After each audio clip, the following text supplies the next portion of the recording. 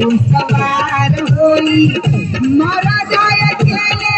कही गई है नहीं सांझी तेरी तनिको जे अनार होई जे लड़किन के पढ़ल निगाहे जे लड़किन के पढ़ल निगाहे ओकर धर्म बिगड़ जाई लइका अपन ध्यान बचई है लइका अपन जान बचई है लड़की पटक के चढ़ जाई लइका अपन जान बचई है लड़की पटक के चढ़ जाई लइका अपन जान बचई है।